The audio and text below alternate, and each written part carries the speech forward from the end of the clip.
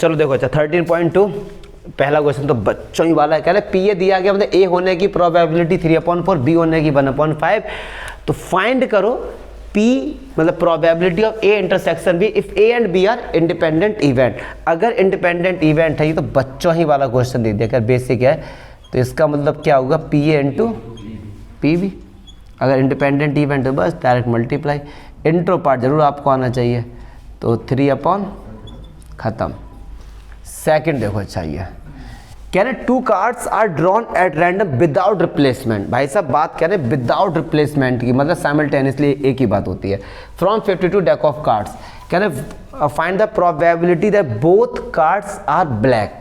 अब समझना independent event नहीं है भैया ये, अगर विद रिप्लेसमेंट होता तो ये क्या होता, इसीलिए इंट्रो पार्ट बहुत जरूरी है देखना। विदाउट का मतलब क्या होगा, जो कार्ड हमने एक निकाला उसको दोबारा इंसर्ट नहीं किया, ठीक है। हम चाहते हैं कि दोनों कार्ड्स क्या हो जाएं, ब्लैक हो जाएं। तो मैं कहता हूं एक इवेंट लेता हूं मैं ई, मतलब first card should be black, और एफ दूसरा इवेंट है, एफ भी क्या होना चाहिए, यही तो हम चाहते हैं, बताओ ना। चलिए तो अगर मैं आपसे कहता हूं पी ई, तो ई आने की प्रोबेबिलिटी, ब्लैक कार्ड्स कितने होते हैं 26, 26 अपॉन मतलब 1/2। अच्छा अब हम चाह रहे हैं सेकंड कार्ड भी ब्लैक आ जाए और पहला हो चुका है। अब सुनो एक ब्लैक कार्ड निकल चुका वो तो गायब हो गया, अब ब्लैक कार्ड कितने बचे 25, और नीचे कितना बचेगा 51। तो हमसे पूछा गया था दोनों कार्ड्स क्या हो जाए ब्लैक, तो ई इंटरसेक्शन एफ पूछा है, तो इसका होगा P E into P F. तो बस this is your answer.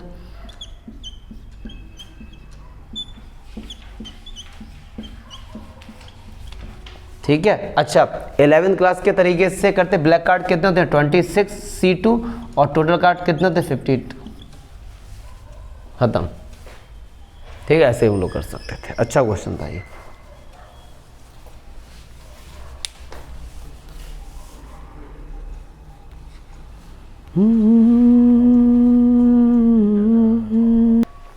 Most important question है, बकवासगिरी ज़्यादा लिखी इस क्वेश्चन में, बहुत से बच्चे इसको देख के डर जाते हैं।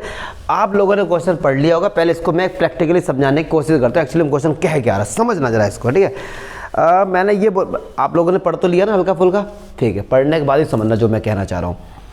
मैंने कहा भैया एक ट्रक है, ऐसे समझा रहा हूँ, अब आप कहोगे सर ट्रक कहाँ से आ गया, मतलब एक एग्जाम्पल के थ्रू समझने की कोशिश कर रहा हूँ। उसमें बॉक्स हैं, ठीक है, उन बॉक्स के अंदर ऑरेंजेस रखे हुए हैं, ऑरेंज से बॉक्स बना दिए कई सारे, ठीक है। अब एट रैंडम आप आए, कई सारे बॉक्स पड़े हैं, अब आप खरीदने गए, ट्रक वाले से गए यार हमें एक बॉक्स दो भैया, और ठीक है ले जाओ। हम दिमाग में ये लेके गए कि भैया हम चेक करेंगे पहले ना बॉक्स कौन सा ठीक है, बना क्या पता ऊपर ऊपर अच्छे रखे हो नीचे तुमने बेकार रख दियो। तो मैंने कहा मैं 3 ऑरेंज निकालूंगा किसी भी बॉक्स से, ठीक है। अगर वो तीनों ऑरेंजेस गुड हैं, बढ़िया हैं, तो मैं उस बॉक्स को लेके जाऊंगा। अगर 3 में से, जैसे मैं 3 निकाले, अब एक निकाला पहले अच्छा आया, ठीक है, उसी बॉक्स में से दूसरा निकाला वो भी ठीक आया, उसी बॉक्स में तीसरा निकाला वो भी ठीक आया, तो मैं कहूँगा हाँ भाई ये बॉक्स हमारा हो गया, पैसे लो और बॉक्स दो। लेकिन अगर पहला ठीक आया, दूसरा ठीक, तीसरा भी अगर गलत आ गया तो हम इस बॉक्स को अप्रूव नहीं करेंगे। तो ऐसे ही कई सारे बॉक्स रखे थे, उसमें से मैं इस बॉक्स को चेक करने गया, ये बॉक्स है, मैं इस बॉक्स को चेक करने गया। अब मुझे पहले से ही बता दिया गया, ये कह रहे हैं कि 15 इसके अंदर ऑरेंज है, टोटल कितने 15, उनमें से 12 क्या है इसमें गुड ऑरेंज है, और 3 क्या है जिनकी कंडीशन बहुत बेकार है 3, ठीक है। क्या चमका, अब मुझे तो नहीं पता, मैं समझा रहा हूँ, समझना इस बात को। जिस आदमी का ये बॉक्स है उसको पता है कि इसमें 15 ऑरेंज है टोटल, जिसमें 12 ठीक है और 3 क्या है बेकार है। अब मेरी कंडीशन वही है कि मैं 3 ऑरेंज निकालूंगा, अगर भैया सही है तीनों तो ही मैं अप्रूव करूंगा। तो अब मैं इस बॉक्स को चेक करने जा रहा हूं, तो क्या संभावना है कि ये बॉक्स अप्रूव हो जाएगा, ये बॉक्स अप्रूव हो जाएगा कि मैं इसको खरीदूंगा। क्या संभावना है कि मैं इस बॉक्स को खरीदूंगा, क्योंकि मेरी 3 कंडीशन थी। तो ये बॉक्स सिलेक्ट हो भी सकता है और रिजेक्ट भी हो सकता है, क्योंकि 3 इसमें खराब भी तो हैं, क्या पता वही तीनों आ जाए खराब मेरे हाथ में, या एक भी खराब आ जाए तो भी मैं इसको नहीं लूंगा। और ये भी संभावना है 12 गुड हैं, क्या पता तीनों गुड आ जाए तो मैं इस बॉक्स को ले लूंगा। तो क्या संभावना है कि मैं इस बॉक्स को अप्रूव कर दूंगा, मतलब सिलेक्ट कर लूंगा। क्या मैं क्वेश्चन समझा पाया? हाँ बस, अब कुछ नहीं बचा। 3 ऑरेंज निकालूंगा एक एक करके, तो ये ई एफ और जी, ठीक है सर, 3 ऑरेंज। और विदाउट रिप्लेसमेंट है। विदाउट रिप्लेसमेंट का मतलब ये होगा इंडिपेंडेंट इवेंट नहीं है भैया, मतलब जिस ऑरेंज को निकाला उसको दोबारा फिर नहीं डाला, ठीक है। तो ई मैं कह रहा हूँ, हम चाहते क्या है, ये चाह रहे क्वेश्चन में कि ये बॉक्स अप्रूव हो जाए, इसकी संभावना क्या है, अप्रूव हो जाए इसकी संभावना क्या है, मतलब हम चाहते हैं कि अप्रूव हो, और अप्रूव तभी होगा जब 3 ऑरेंज क्या होंगे, गुड। तो फर्स्ट ऑरेंज जो होना चाहिए वो भी क्या होना चाहिए, गुड। सेकंड वाला भी क्या होना चाहिए डियर, गुड। और थर्ड वाला भी क्या होना चाहिए, गुड। यही तो हम चाहते हैं, तीनों गुड है तभी अप्रूव होगा। तो चलिए प्रोबेबिलिटी ऑफ फर्स्ट गुड जो आएगा, तो गुड चाहते, गुड कितने भैया 12, और टोटल कितने जी 15, ऐसा और ना, तो इसको कट कर सकते हैं, 3 चौक 12, 3 5 15। अच्छा अब हम चाह रहे हैं सेकंड वाला भी क्या होना चाहिए, गुड, लेकिन पहला हो चुका है। अच्छा मतलब अब जो 12 गुड में से एक तो चला गया, कितने बचे अब 11, हम चाहते हैं ये भी गुड हो, तो 11/14, क्यों एक कम हो गया, ये तो कैंसिल होगा नहीं।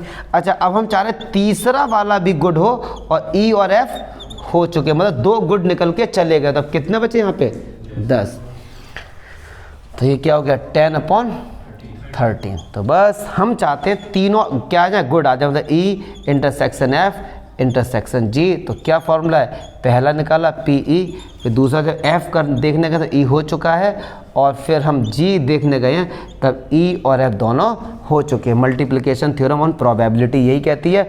तो 4/5, 11/14 और 10/30। तो 5 से काटा, 5 दूनी 10, 2 से काटा 7, तो 11 4 जा 44 और 91। तो ये इतनी संभावना है कि वो बॉक्स अप्रूव हो सकता है। डाउट बता दो कि सर ये वाला डाउट हुआ इसमें, पक्की बात समझ गए ना आप लोग क्या।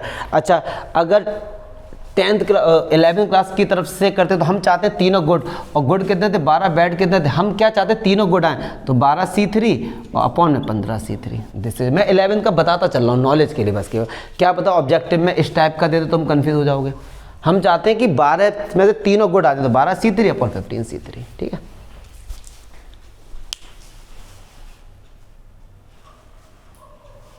तो को देख लो, क्वेश्चन नंबर 4 देखते, कहते हैं a fair coin and unbiased dice are toss. देखो फेयर कॉइन यहाँ बोला गया, मतलब एक ऐसा कॉइन है जिसमें ये हेड आने की प्रोबेबिलिटी और टेल आने की बराबर है, फेयर है। अनवाइज एक ऐसी डाई है जिसमें कोई भी मतलब बदतमीजी नहीं करी गई है, हर किसी की इक्वल आउटकम्स हैं प्रोबेबिलिटी उनकी। तो कह रहा है टॉस, अगर आपके एक हाथ में कॉइन है एक में डाई है और आपने अगर इसको थ्रो किया तो टोटल सैंपल इस पर देखो क्या बने, हो सकता है हेड आई इधर 1 आ जाए, हेड आई और 2 आ जाए, हेड के साथ 3, हेड के साथ 4, हेड के साथ 5, हेड के साथ 6, टेल के साथ 1, tell 2, T3, T4, T5 and T6। अच्छा ये जो सैंपल स्पेस ये इक्वली लाइकली आउटकम है, पूछो क्यों। हेड आने की प्रोबेबिलिटी 1/2 और 1 आने की 1/6, पूरे की 1/12, 1/12, हर किसी की तो इक्वली लाइकली आउटकम्स है, तो फॉर्मूला लगा सकते हैं। ये क्या कह रहा है, कह रहा है head appears on the coin, head आना चाहिए मतलब ए में, तो ये स्टार्टिंग के 6 हम लोग लिख सकते हैं, तो ये H1 H2, ठीक है। अब भी देखो 3 ऑन द डाई, अब डाई पे 3 आना चाहिए, तो ये है और ये है, तो एस जब भी T3 सुनते हैं तो कुछ याद आता है terminal 3 Indira Gandhi airport T3 T4 के नाम से है वो, चलो छोड़ो। तो अब ए इंटरसेक्शन बी, चलो भैया ए इंटरसेक्शन बी में क्या आएगा, कॉमन क्या है S3 बस। चलिए अब ये कह रहे हैं चेक करो ए और बी इंडिपेंडेंट इवेंट है क्या, इंडिपेंडेंट अगर होंगे तो P A into P B. चलिए ए इंटरसेक्शन बी में कि H3 एक है ना ये, तो 1/12, क्योंकि इक्वली लाइकली है तो हम लोग ये लोग लगा सकते हैं। 12 क्यों आया, क्योंकि 12 आउटकम्स है टोटल। पी ए में कितने 1 2 3 4 5 6 6/12, बी में कितने हैं तो 2/12, 6 दूनी 12, भैया नहीं आ रहा है बराबर, ये बराबर थोड़ी ना होते हैं, तो ये इक्वली लाइकली आउटकम्स नहीं है। आ रहा है,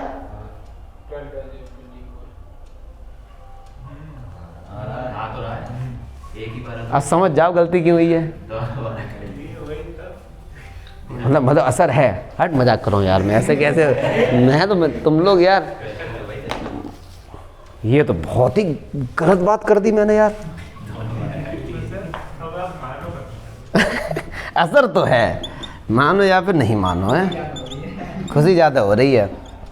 तो 6 दूनी 12 1 जाएगा ना, है भैया, है भैया, है। ठीक है, चलो बच्चों बात। अब देखो ये कह रहा है अ डाई मार्क 1 2 3 इन अ रेड और 4 5 6 इन अ ग्रीन। ठीक, एक डाई में 6 होते, 4 रेड हैं, सॉरी 3 रेड हैं और 3 ग्रीन हैं। उनको टॉस कर दिया गया, उनको क्या किया, टॉस किया गया। तो कितने आउटकम्स आएंगे भैया, 6 आएंगे ना। ठीक है, कह रहे ए में क्या होना चाहिए, नंबर इज इवन, तो 2 4 और 6। बी में क्या होना चाहिए, number is red, red number कितने, 1 2 3। चेक करो ए एंड बी इंडिपेंडेंट है या नहीं। तो ए इंटरसेक्शन बी बताओ क्या होगा, केवल 2। तो चलिए जी, अगर इंडिपेंडेंट है तो P A into P V. तो ए इंटरसेक्शन बी में कितना आ रहा है, 1 2 एक ही बार तो है, और नीचे कितना, ए में कितने आ रहे हैं डियर, 3 अपॉन, और बी में कितने आ रहे हैं, 3 अपॉन 6। इसे प्यार से काटेंगे, 3 2 जा 6, 3 2 जा 6, 1 अपॉन 6 और 1 अपॉन 4। देख लें सही है ना, तो बराबर नहीं है, तो ये इंडिपेंडेंट इवेंट नहीं है। ठीक है सर। अरे यार एक तो इसका ही लहंगा बहुत है। चलो जी, देखो 6 तो बकवास क्वेश्चन था, इंडिपेंडेंट इवेंट का था, चेक कर सकते हो आसानी से हम लोग है। Question number 7 important question, exam में आने लायक क्वेश्चन भैया। देखो जरा, कह रहे हैं कि पी ए दिया गया है और पी ए यूनियन बी दिया गया है, और पी बी मतलब बी इवेंट होने की प्रोबेबिलिटी गिवन है पी, मतलब पी दिया गया। पी आपको फाइंड करना, कंडीशन क्या है कि अगर ये म्यूचुअली एक्सक्लूसिव है तब बताओ पी की वैल्यू क्या है। इसी क्वेश्चन में कह रहे हैं कि भैया अगर ए एंड बी इंडिपेंडेंट इवेंट है तब बताओ पी की वैल्यू क्या है। तो म्यूचुअली एक्सक्लूसिव का मीनिंग क्या होगा, दो ऐसे इवेंट ए और बी जिनमें कुछ भी कॉमन नहीं, मतलब फाई है, उनको हम क्या कहते हैं, म्यूचुअली एक्सक्लूसिव, जिनमें कुछ भी कॉमन नहीं है। और अगर ए और बी में कुछ भी कॉमन नहीं भाई साहब, तो इनके होने की प्रोबेबिलिटी क्या हो जाएगी, 0। जब एक बात सुनो, ए और बी में कुछ भी कॉमन है ही नहीं, तो ए और बी दोनों के होने की प्रोबेबिलिटी 0 हो जाएगी। ठीक है, मतलब म्यूचुअली एक्सक्लूसिव वाले में ये आपको दिया गया पहले में। चलिए जी, तो पी ए यूनियन बी का फॉर्मूला होता है dear P A plus P B और माइनस का पी ए इंटरसेक्शन, यही तो होता है। ठीक है, इसकी वैल्यू कितनी है, 3/5। पी ए कितना है डियर, 1/2।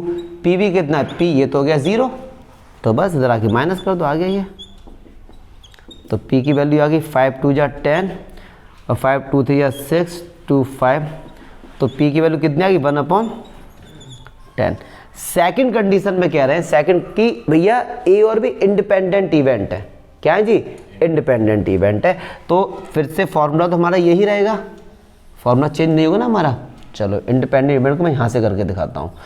तो p a यूनियन b बराबर, चलो यहीं लिखते P A plus P B minus P A intersection B. और ए और बी क्या है, इंडिपेंडेंट, तो क्या मैं इसको P A into P B लिख सकता हूँ, पी ए इंटू पी। तो बस इसकी वैल्यू कितनी है, 3/5 और पी ए कितना है जी, 1/2। पी बी कितना है जी, पी हाँ पी बी कितना है, पी है ना।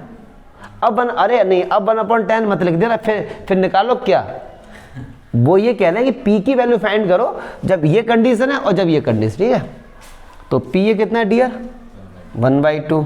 p भी कितना है, p। ठीक है, तो ये हो गया 3/5 1/2 और 1/2 p से एक p गया तो माइनस प्लस का p/2। ठीक है, इधर आके माइनस हो जाएगा। तो भैया कितना 1/10, तो 1/5। पी की वैल्यू कितनी आ गई।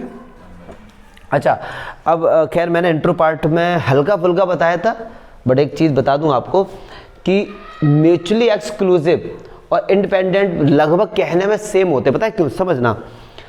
म्यूचुअली एक्सक्लूसिव का मतलब यही तो होगा कि ए और बी में कुछ भी कॉमन नहीं है, और इंडिपेंडेंट का भी तो मीनिंग यही होता है कि ए बी पे डिपेंड नहीं है, मतलब वो भी क्या फ्री है एकदम उससे। लेकिन मैथमेटिकली दोनों अलग अलग होते हैं।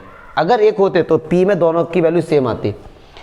वैसे कहने में ठीक है, कहने में ठीक है, हाँ भैया सेम है, लेकिन जब थोड़ा और डीप में जाओगे, और डीप में आप जाओगे, जैसे हम लोग कहते हैं पानी, नर बोलते नीर, और जल, बस कहने को सब कुछ एक है, लेकिन इनके जब बहुत डीप में आप हिंदी में अगर स्टडी करोगे तो आपको पता लगेगा जल कहाँ पर कहना है, पानी कहाँ पर कहना है। सिनोनिम सेंटेंस होते हैं ना, उनमें जब डीप में स्टडी जो लोग करते हैं उनको बताया जाता है क्या डिफरेंस है। तो मैथ्स की अगर हम लोग बात करें तो कहने को तो लगभग सेम, ऊपर से आप देखो, बट डीप अंदर जाओगे तो भैया दोनों में डिफरेंस है। अगर सेम होते तो आंसर सेम आते हैं। ये क्वेश्चन इसीलिए दिया गया, ज़्यादातर बच्चे इसका आंसर सेम लिख के आ जाते हैं, बट ऐसा नहीं है। क्वेश्चन नंबर 8 क्या कह रहे हैं, 8 देखते हैं। 8 कह रहे हैं भैया ए और बी इंडिपेंडेंट इवेंट दिया गया, पहले से ही गिवन है कि ए और बी क्या है, इंडिपेंडेंट इवेंट है। पी ए की वैल्यू गिवन है, पी बी की वैल्यू, तो कह रहे हैं पी पहला पार्ट है कि पी ए इंटरसेक्शन बी बताओ। तो पी ए इंटरसेक्शन बी को हम क्या लिखेंगे, P A into P B, और इनके आंसर गिवन है 0.3, 0.4, तो 0.12। पहले तो बकवास था, बकवास बहुत सिंपल था। सेकंड कह रहे हैं पी ए यूनियन बी, तो इसका आंसर क्या होगा dear, P A plus P B और माइनस का पी ए इंटरसेक्शन बी। अच्छा पी ए क्या है 0.3, पी वी क्या है 0.4, minus P A intersection B की वैल्यू क्या है 0. सही किया ना मैंने, तो भैया ठीक है, इसको ऐड करो कितना 0.7 माइनस, अब माइनस तो खुद करोगे आप लोग, माइनस करने नहीं बैठे। तीसरा कह रहे हैं कि ए की प्रोबेबिलिटी फाइंड करो जब बी हो चुका है, तो P A intersection B upon P we, तो ए इंटरसेक्शन बी की वैल्यू कितनी है 0.12, और पी वी कितना जी 0.4, डिवाइड खुद से करो, मतलब 12/40 आ गया, कैंसिल कर देना। ऐसे ये निकाल लो, P intersection B upon P we, तो ये सिंपल है अभी तक तो। अब क्वेश्चन नंबर 9 देखिए, देखो मैं इसको 2 तरीके से बताऊंगा। एक वो वाला तरीका जो नॉर्मली हर कोई बच्चा करेगा, 99% बच्चे लोग करेंगे। एक बताएंगे आपको दूसरा तरीका जो कि बहुत सिंपल होगा, एक लाइन में आंसर आएगा, बट हम लोग वहाँ तक जाते नहीं है सोचने, तो वो आ जाएगा। 1-2 क्वेश्चन कर एनसीईआरटी में क्वेश्चन दिया, बट बोर्ड में ऐसे आ चुके, समझना मैं क्या कहना चाह रहा हूँ। कह रहे पी ए दिया गया, पी बी दिया गया, और पी ए इंटरसेक्शन बी दिया गया है, कितना दिया गया हमने ये नहीं लिखा, देख रहे हो। चलो फिर क्या है ना भैया, फाइंड करो probability not A and not be, मतलब ए भी ना हो और बी ना हो, दोनों ना हो, इसके होने की प्रोबेबिलिटी क्या है। तो समझो, देखना ए ना हो मतलब ए डैश, बी ना हो मतलब बी डैश, दोनों ही ना हो मतलब इंटरसेक्शन। यस और और होता है यहाँ पे तो यूनियन लगा देते, ठीक है सर। चलिए जब दोनों के ऊपर डैश होता है तो ये बन जाता है डिमॉर्गन्स लॉ। नीचे इंटरसेक्शन तो क्या कर दो इसका यूनियन, ए यूनियन बी और पूरे का डैश।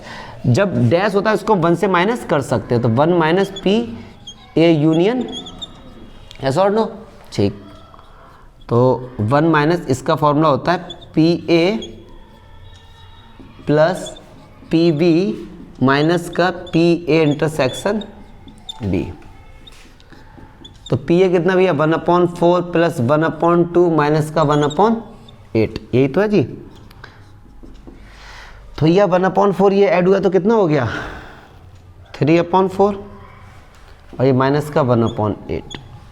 माइनस के अंदर हमने क्या करी, एंट्री कर दी, तो ये प्लस हो गया 8 माइनस 4 2 जा 8, 2 3 जा 6, और प्लस का 1। आंसर कितना आया, हमने प्लस से सही किया ना, क्यों आकाश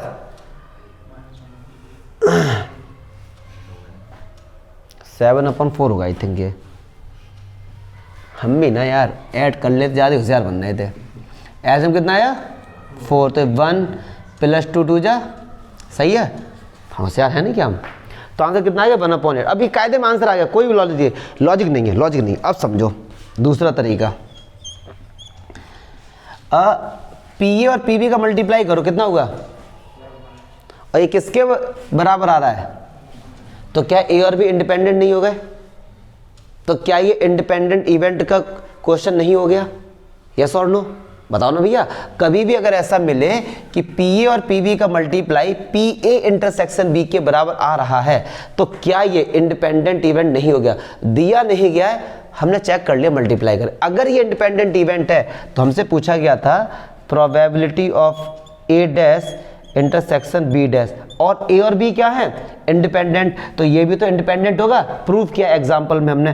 तो क्या डायरेक्ट मैं इसको ये नहीं लिख सकता P A dash into P B dash, और पी ए की वैल्यू कितनी भैया 1/4, ए डैश क्या होगा 1 से माइनस कर दो 3/4, पी बी कितना है 1/2 माइनस कर दो कितना आया 1/2, तो आंसर हमारे पास कितना आया 3 एकम 3, 4 दूनी 8। अब आप कहो सर यहाँ 1/8 हम लोग गधे हैं ना, 8 + 1 9, 9 से 6 गया, तो इतने बच्चे बैठे हैं कोई नहीं बता रहा था। सुबह मैं सोच रहा था कि मैं प्रूफ करूं या मतलब कुछ करें इसका, इतने बच्चे बैठे सर सब तक देख देख सर आप लिखो और हम छापें, हम पे इतना टाइम नहीं कि हम आपकी गलतियां ढूंढने नहीं आते यहाँ पे। रोहित शर्मा यार क्या ही तुम करोगे हैं?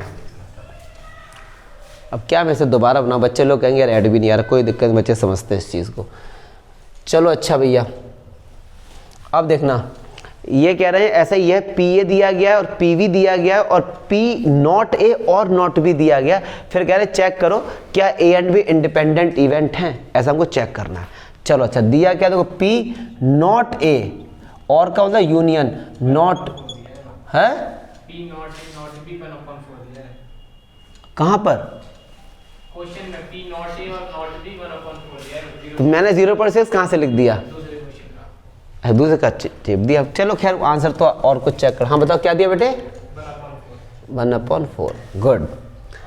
तो not A and not be, ठीक है सर यही तो दिया। अच्छा जी, तो क्या ये ऐसे नहीं हो जाएगा, बताओ हो जाएगा नहीं ऐसे। चलो जी अच्छा, अब देखते, क्योंकि सुनो यार इंटरसेक्शन क्यों हुआ, क्योंकि और का मतलब क्या होता है जी यूनियन होता है, तो क्या मैं इसको ऐसे लिख सकता हूँ 1 - पी इंटरसेक्शन बी, यस और नो भैया, कोई दिक्कत है? इसकी वैल्यू कितनी गिवन है 1/4, तो अगर मैं आपसे बोलूँ पी ए इंटरसेक्शन बी की वैल्यू कितनी होगी, तो 1 - 1/4 मतलब 3/4, 3/4 आ गया। अब हमसे कह रहे चेक करोगे इंडिपेंडेंट है, अगर पी ए इंटरसेक्शन भी इतना है तो चेक करो पी ए इंटू पी भी कितना होगा, तो ये 1/2 और 7/12, तो 7, क्या ये दोनों सेम है? सेम अगर नहीं है ये तो इंडिपेंडेंट इवेंट नहीं है ये। अगर क्योंकि इंडिपेंडेंट इवेंट क्या कहना चाहता है यार, यही पढ़ते आए बचपन से, ये कहना चाहता है भाई साहब अगर इन दोनों का मल्टीप्लाई बराबर आ जाए तो हम उसको बोलेंगे इंडिपेंडेंट इवेंट, ठीक है? लेकिन बराबर नहीं आ रहा ना, ठीक है आकाश, कोई डाउट है क्या इसमें? बेटे 8 से 6 गया 2 और 2 + 1 3, हम क्या ही कहें, मैंने पता नहीं क्यों नहीं ध्यान देता हूँ यार इन चीज़ों का। चलो देख ले, आ जाओ भैया। क्वेश्चन नंबर 11 कह रहे हैं ए और बी इंडिपेंडेंट इवेंट ऐसा गिवन है। जैसे ही हमको पता लगा कि इंडिपेंडेंट इवेंट गिवन है, मतलब हमारे पास A intersection B P into P B हमको क्या है ये गिवन है, इतना दिमाग में लेके चलो। चलिए अब एक करके वैल्यू फाइंड कर दो। फर्स्ट क्या कह रहे हैं पी ए एंड बी मतलब इंटरसेक्शन, तो पक्की बात है पी इंटू पी बी होगा, तो 0.3 इंटू 0.6, 6 3 जा, तो ये आ गया पहले का आंसर, ठीक है। दूसरा कह रहे हैं P A and not be, अब ये समझो जरा, ए और बी ना हो, एंड का तो इंटरसेक्शन है, इसे लेके चलो। वैसे हमारे टीचर ने मुझे याद आता है बहुत कि एंड को हम ऐसे लिखते हैं ना, तो एन में ये आता ना ये, तो ये इंटरसेक्शन का साइन, ऐसे मतलब रट भी सकते हो। तो इसका फॉर्मूला मैंने आपको बताया था क्या होता है, P A minus P A intersection B. तो पी ए कितना दिया गया 0.3, ये कितना दिया गया 0.18, माइनस खुद करो ना, हम गलत करेंगे। थर्ड क्या होता है पी ए और का मतलब क्या होता है भैया, ठीक है सर बी, तो इसका फॉर्मूला होता है P A plus P B minus P intersection B. P A कितना है 0.3, 0.6 इंटरसेक्शन बी कितना माइनस, खुद करो प्लस माइनस। तो फोर्थ कह रहे हैं नीदर ए नॉर बी, ना तो ए हो और ना ही बी हो, मतलब ये कहना चाह रहे ए भी ना हो और बी भी ना, उसमें ये। अच्छा हमसे बोला गया पी मतलब ए और बी का इंडिपेंडेंट इवेंट है, तो ये भी क्या होगा इंडिपेंडेंट इवेंट होगा, तो मैं इसको डायरेक्ट करूंगा अब P A dash into P B dash, सही बात है भैया। तो पी ए कितना है डियर 0.3, तो पी ए डैश क्या होगा 1 से माइनस करो कितना होगा 0.7, पी बी कितना है 0.1 से माइनस करो 4 4 सत्ते 28, तो ये आंसर आ गया। ठीक है, सिंपल है। क्वेश्चन नंबर 12 देखो, ये है बढ़िया क्वेश्चन, बोर्ड में कई बार आ चुका है। ये कह रहा है डाई इज टॉस थ्राइस, एक डाई को 3 बार फेंका गया है। या फिर मैं ऐसा बोलता आपसे कि 3 डाई को एक बार फेंका है, आउटकम्स में कोई भी फर्क नहीं पड़ता, लेकिन भाई साहब 3 बार फेंका है तो टोटल नंबर ऑफ आउटकम्स कितने हो गए? 216, मतलब 6 की पावर 3। तो ये पक्की बात है, टोटल आउटकम तो लिखोगे नहीं, लिख सकते हो आप लोग लेकिन लिखेंगे नहीं क्योंकि पूरा टाइम इससे निकल जाए। फिर कह रहे हैं find the probability getting an odd number at least once. 3 die हैं, जमीन पे आपने फेंक दी भैया, हो सकता है इन तीनों के ऊपर इवन नंबर आ जाए, हो सकता है तीनों के ऊपर ऑड नंबर आए, हो सकता है 2 पर ऑड, 1 पर इवन, 1 पर इवन, 2 पर ऑड। तो कह रहे हैं ऐसे बताओ क्या संभावना है कि कम से कम 1 पर तो ऑड हो। ठीक है, तो देखो भाई साहब, इसके 2 मेथड, एक का आंसर आएगा 1 लाइन में, जबकि क्वेश्चन 4 नंबर का है, और दूसरा जो सॉल्यूशन वो थोड़ा सा लेंथी है लेकिन वो ज़्यादा आपको फील कराएगा कि ये क्वेश्चन एक्चुअली में कह क्या रहा है। तो पहले कौन सा कराऊं? सिंपल वाला कराओ, फिर सर आप बोलते रहना, हम नहीं देखेंगे। सिंपल वाला आप कराओ, फिर आप अपनी नॉलेज रखो, हमारा काम होगा। तो देखो सिंपल वाला मेथड पहले देखते हैं, क्या रहा है कि एटलीस्ट वंस एक ऑड आ जाए। तो एक बात समझना, अगर मैं आपसे कहूं कि कम से कम एक में ऑड आ जाए, तो पक्की बात है क्या ये बोलना नहीं चाहते हैं कि इवन एक भी ना आए? तो मैं ये निकाल लूं कि इवन कितनी बार आएगा तीनों पे, उसको 1 से माइनस कर दूं, बात खत्म। ये हमसे कह रहे हैं प्रोबेबिलिटी फाइंड करो at least 1 an odd number, यही तो कहना। तो क्या मैं ये लिख सकता हूँ 1 माइनस प्रोबेबिलिटी इवन नंबर, तीनों पे इवन नंबर आ जाए उसको माइनस कर दो, क्योंकि अगर आपने डाई को फेंका है तो इस पे मान लो 2, इस पे 4, इस पे 6, तो इसको तो नहीं लेंगे, ये इसमें तो नहीं आ रहा ना। ऐसे मान लो 2 4, यहाँ भी 4 आ गया, इसको भी नहीं लेंगे। तीनों पे जो इवन नंबर आएगा उसको नहीं लेंगे, तो हम इसी को माइनस कर दें। तो तीनों पर इवन नंबर आने की प्रोबेबिलिटी, इवन नंबर, पहली डाई में इवन नंबर आने की प्रोबेबिलिटी 1/2। अब आप कहोगे सर कैसे? 1 2 3 4 5 6, 1 2 3 4 5 से मैं इसमें इवन आने की प्रोबेबिलिटी 3/6, 1 2 3 तो मतलब 1/2, इस पे भी 1/2 और इस पे भी, इनका मल्टीप्लाई कर दो, आंसर कितना है 1/8। तो 1 minus 1/8, this is your answer. 7/8 इसका क्या हो गया? आंसर हो गया। ठीक है, लेकिन एक और मेथड है जो आपको प्रैक्टिकली मैं समझा सकता हूँ आपको करके, वो देख लो क्या है। अब समझना वो कैसे, इसमें क्या मैं आपको केस बना के समझाऊंगा। दूसरा मेथड देखो, मैं एक केस लेके चलता हूँ, जब मैंने 3 डाई फेंकी हैं तो मैं लेके चल रहा हूँ कि एक ऑड नंबर आ जाए, एन ऑड नंबर, ये भी तो हो सकता है ना। 3 डाई फेंकी ऑड नंबर, तो क्या क्या संभावना हो सकती है समझना जरा, सारे बच्चे गौर फरमाएंगे। क्या ऐसा हो सकता है इस पे ऑड नंबर आ जाए, इवन नंबर, ये भी लिया जाएगा ना, क्योंकि अरे एक ऑड नंबर आए। क्या ये हो सकता है? ऑड नंबर इस पे आ जाए, इवन नंबर, ये भी हो सकता है। क्या ये पॉसिबल है कि इस पे आ जाए ऑड नंबर, इधर आ जाए इवन नंबर, ये भी तो पॉसिबल है। तो ऑड नंबर आने की प्रोबेबिलिटी 1/2, तो इस केस की होने की प्रोबेबिलिटी 1/8, ऐसे इस होने की 1/8, ऐसे इसके होने की 1/8। ठीक है, अब केस 2 देखो, हो सकता है 2 ऑड नंबर आ जाए, ये भी तो चलेगा इसमें। वो कह रहे हैं कम से कम एक ऑड नंबर आ जाए, 2 तो पक्का चलेगा।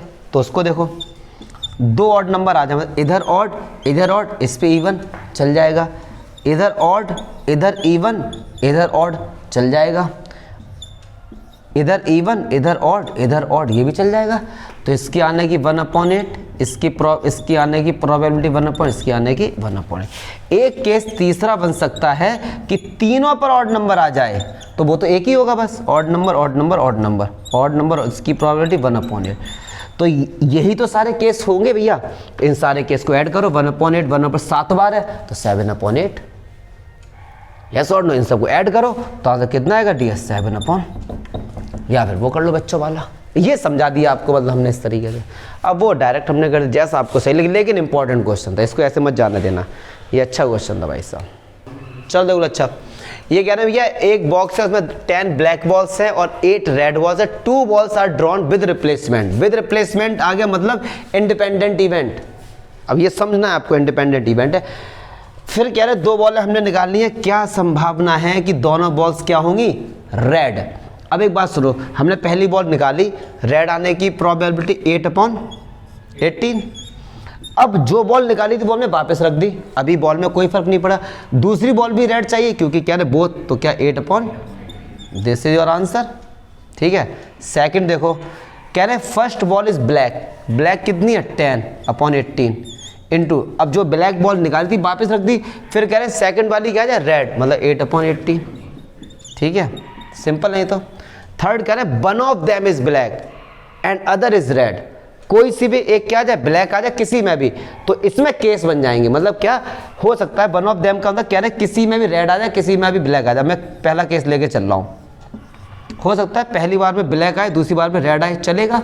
हो सकता है पहली बार में रेड आए, दूसरी बार में, तो ब्लैक आने की प्रोबेबिलिटी 10/18 और रेड आने की भैया प्लस, क्योंकि देखो अब प्लस क्यों लगाया, या तो ये होगा या फिर या का मतलब और का मतलब प्लस। रेड आने की प्रोबेबिलिटी 8/, और 10/, दिस इज योर आंसर। अब जा सकते हो, जाना चाहो तो। खत्म 30, कल लपेट देंगे पूरा ऐसे, फिर पढ़ चलेंगे बेस थ्योरम, मजा तो। Question number 14, most important question, most important, exam में कई बार आया होगा क्वेश्चन है। क्या कह रहे हैं इसको, देखो आप लोगों ने क्वेश्चन पढ़ लिया होगा, मैं केवल डाटा लिखता हूँ क्योंकि कहाँ इतनी लैंग्वेज लिखे पूरी। मैं इस क्वेश्चन को प्रैक्टिकली समझाने की कोशिश करूँगा। एक्चुअली में क्वेश्चन बोल क्या रहा है, कह रहा है find the probability of solving a specific problem independently by A and B. अब मैं आपको समझाता हूँ। मैंने सपोज आपको कोई एक क्वेश्चन दिया, कोई एक आपको मैंने प्रॉब्लम दी, ठीक है, दो लोग हैं, एक का नाम है ए और एक का नाम है बी, ठीक है, और वो दोनों लोग इस प्रॉब्लम को सॉल्व करेंगे, इसकी क्या प्रोबेबिलिटी है। तो ए की जो प्रोबेबिलिटी है कि वो इस क्वेश्चन को सॉल्व कर सकता है ए, वो है 1/2, और बी इस क्वेश्चन को सॉल्व कर सकता है, वो है 1/3। तो कहने का मीनिंग ये, अगर मैंने ए से कहा, अभी क्वेश्चन को भूल जाओ, इसकी भूमिका बनाने दो। अगर मैंने आपसे ए से कहा, मैंने कहा भाई इस क्वेश्चन को सॉल्व करो, तो क्या अगर मैं आपसे पूछूं कि बताओ कि क्या ए इस क्वेश्चन को कर सकता है, तो डाउट है ना, 1/2 है, मतलब 50% कर भी सकता है और 50% नहीं भी कर सकता है। जब मैंने बी से बोला, मैंने कहा यार इस प्रॉब्लम को तुम सॉल्व करो, तो बी इसको सॉल्व कर देगा, इसकी संभावना है 1/3, मतलब 66% संभावना है कि वो नहीं कर पाएगा। यस और नो? तो मैंने कहा यार ए भी, मतलब ए के ऊपर भी सट्टा लगाना बेकार, 100% नहीं कर, ना बी कर पाएगा, ऐसा क्वेश्चन है। फिर कहने का दोनों लोग इस क्वेश्चन को सॉल्व करने बैठ गए, दोनों लोग, क्योंकि ना ए इतना होशियार है ना बी इतना होशियार। मैंने कहा चलो तुम दोनों मिलकर इस क्वेश्चन को सॉल्व करो। तब भी तो ये कंडीशन है कि क्या पता क्वेश्चन सॉल्व ना हो, तब भी तो ये संभावना है। यस और नो? क्योंकि ये सॉल्व करता है 50% चांस से कर सकता है, ये 33% चांस है कि इस क्वेश्चन को सॉल्व कर। अगर दोनों मिलकर सॉल्व करें तो भी तो संभावना है कि क्वेश्चन सॉल्व हो भी सकता है और नहीं भी हो सकता। और ये भी पॉसिबल है, हो सकता है दोनों ही सॉल्व कर दें, हो सकता है ए से सॉल्व हो, बी से सॉल्व ना हो सकता है बी से सॉल्व हो तो ए से सॉल्व ना हो। तो सारी संभावनाएं हैं, तभी तो चैप्टर का नाम है प्रोबेबिलिटी। लेकिन पूछा क्या क्या गया उसको देखते हैं। कहते हैं क्या what is the probability that problem is solve, जब ए और बी इस क्वेश्चन को इंडिपेंडेंटली सॉल्व करने गए। इंडिपेंडेंटली मतलब समझ जाओ, इंडिपेंडेंट इवेंट का क्वेश्चन है। जब दोनों लोग इस क्वेश्चन को सॉल्व करने गए तो क्या संभावना है कि ये प्रॉब्लम सॉल्व हो जाएगी। अगला है क्या संभावना है कि exactly one of them solve the problem, इनमें से कोई एक इस प्रॉब्लम को सॉल्व करे। बहुत ही अच्छा क्वेश्चन है। अब अगर मैं एक इवेंट बनाता हूं ई, जो कि सॉल्व द प्रॉब्लम बाय ए के द्वारा इस प्रॉब्लम को सॉल्व कर दिया जाएगा, तो इसकी संभावना क्या है डियर, 1/2। यस और नो? और ए से वो क्वेश्चन सॉल्व नहीं होगा, इसकी संभावना क्या होगी, 1 - 1/2, मतलब ये भी 1/2। क्लियर है? चलिए एफ, ऐसा ही मैं एक इवेंट बनाता हूं कि solve the problem by B, B के द्वारा प्रॉब्लम सॉल्व हो जाएगी, इसकी संभावना क्या भी है, 1/3। और बी से ये प्रॉब्लम सॉल्व नहीं हो तो 1 से माइनस कर दे, मतलब 2/3। क्लियर? ऐसा हमने निकाल के रख लिया पहले से ही। चलिए पहला क्या कह रहे हैं। अब पहले क्वेश्चन को करने के दो तरीके, एक सिंपल एक लेंथी, बट मैं दोनों बताऊंगा नॉलेज के लिए, तो समझना आप लोग। अच्छा, अब कह रहे हैं कि प्रॉब्लम सॉल्व हो जाए, पक्की बात। अब कह रहे हैं जब ए और बी दोनों इस क्वेश्चन को सॉल्व करने बैठे तो प्रॉब्लम सॉल्व हो जाए, इसकी संभावना क्या है? क्योंकि हो भी सकती, नहीं भी हो सकती। अच्छा, क्या मुझसे पूछा गया है प्रोबेबिलिटी की प्रॉब्लम इज सॉल्व्ड, दोनों लोग जब क्वेश्चन सॉल्व करने बैठे तो ये क्या संभावना है कि वो सॉल्व हो सकता है? अच्छा, क्या मैं ऐसे निकाल सकता हूँ 1 माइनस, क्योंकि ये भी संभावना है कि वो प्रॉब्लम दोनों से सॉल्व ना हो, उसी को माइनस कर दो 1 से, यस और नो।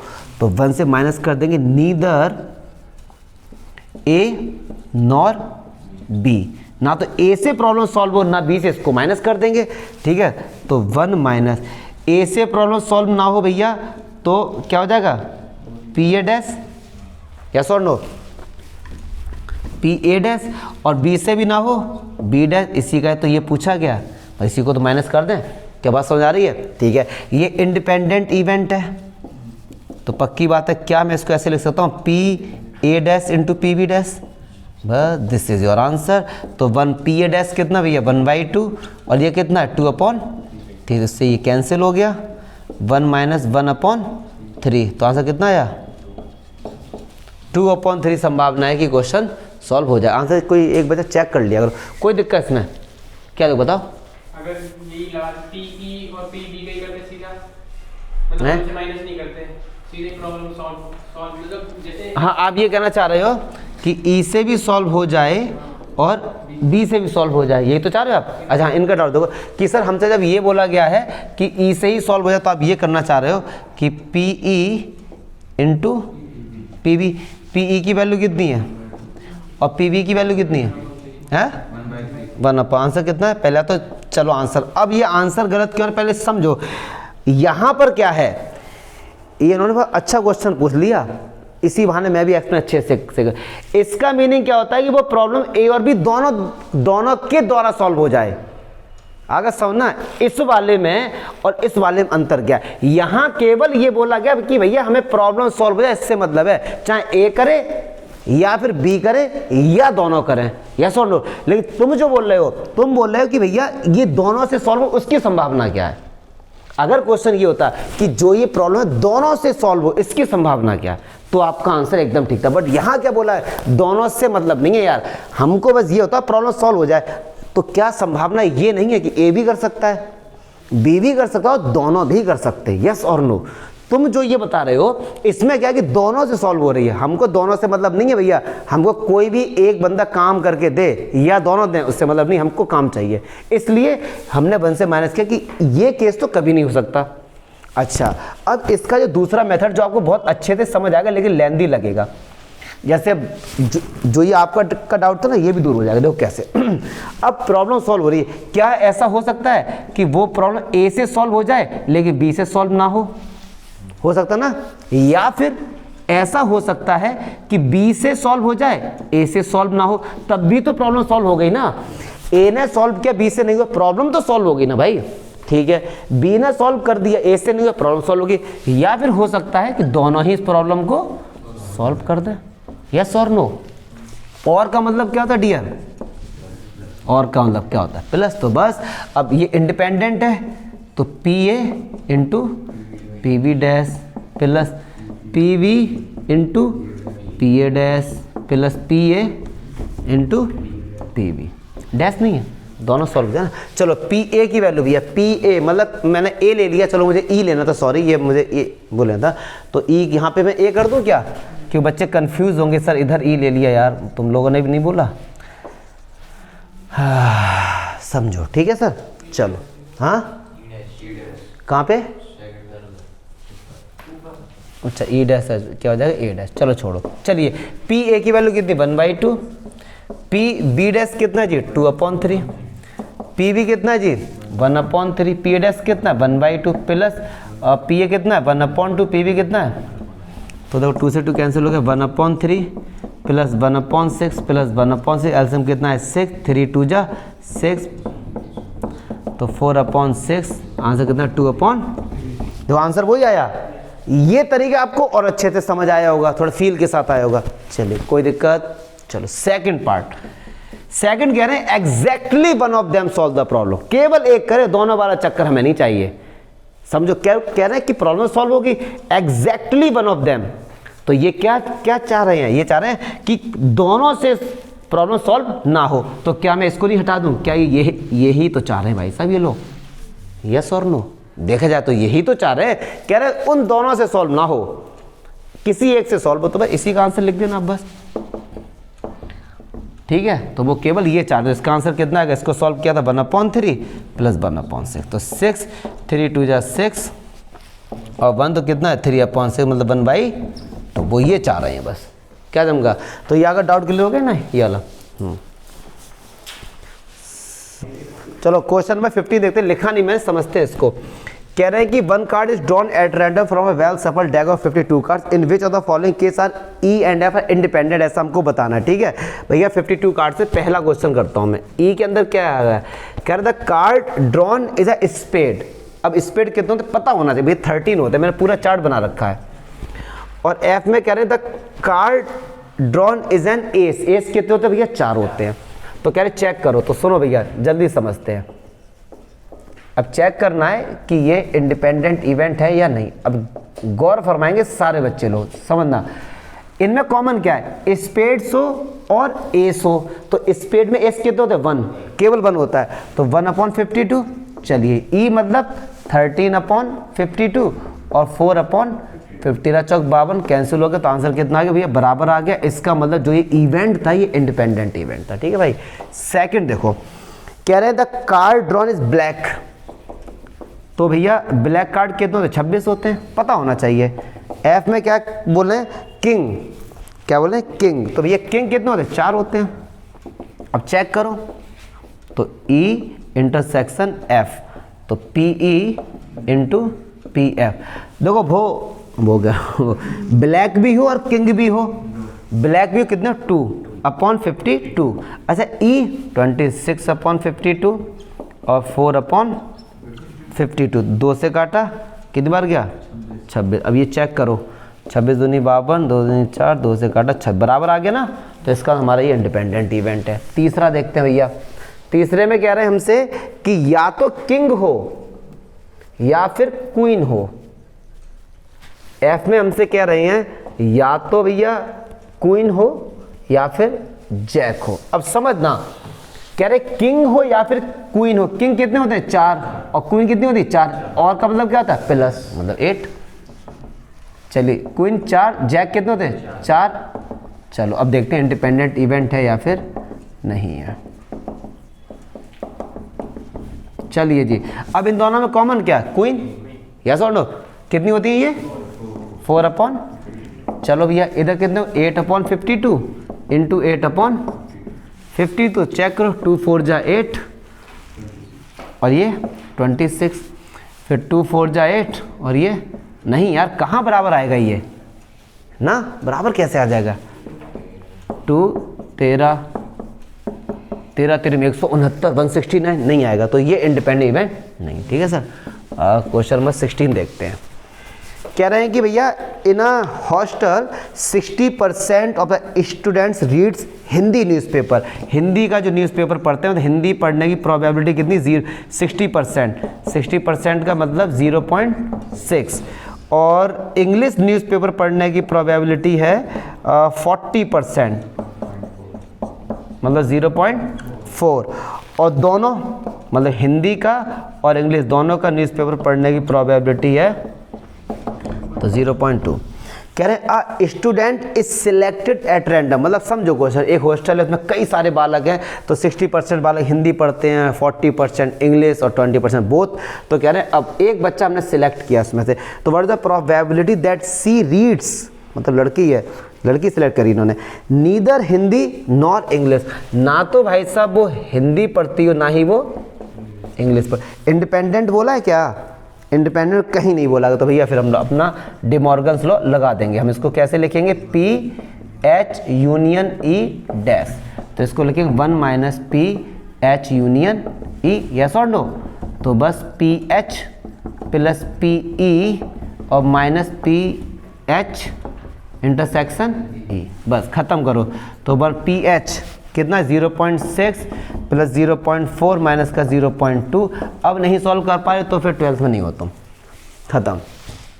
सेकंड कह रहे हैं इफ सी रीड्स न्यूज़ पे हिंदी न्यूज़पेपर, अच्छा मतलब ये गिवन है, अगर वो हिंदी का न्यूज़पेपर पढ़ती है, ये भैया गिवन हो गई ये चीज़, तो क्या संभावना है कि वो इंग्लिश का न्यूज़पेपर पढ़ती। इंग्लिश की प्रोबेबिलिटी पूछी गई है और हिंदी पढ़ती वो गिवन है, क्या जमगा, तो बस P E intersection H upon P H.